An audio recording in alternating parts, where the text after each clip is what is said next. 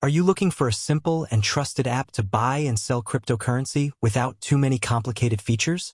Today we're talking about the Bitstamp app and whether it's actually worth using or not.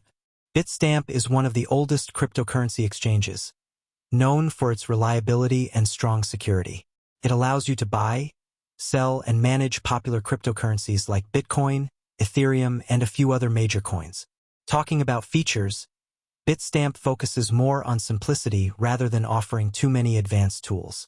You get basic spot trading, instant buy and sell options, and support for bank transfers, which makes it easy to deposit and withdraw funds. It may not have a huge variety of altcoins, but it provides a stable and secure trading experience. The app interface is clean and beginner-friendly. Everything is easy to understand, so if you're new to crypto, you won't feel overwhelmed. It's designed for users who prefer a straightforward experience instead of complex trading features. Now let's quickly see how to use it. First, download the Bitstamp app from the Play Store, then sign up using your email and complete the verification process. After that, you can add funds using bank transfer or other available methods, and start buying or selling crypto directly from the app. A quick disclaimer: cryptocurrency trading involves risk. Prices can be volatile, so always do your own research and never invest more than you can afford to lose. Now the big question, is it worth it?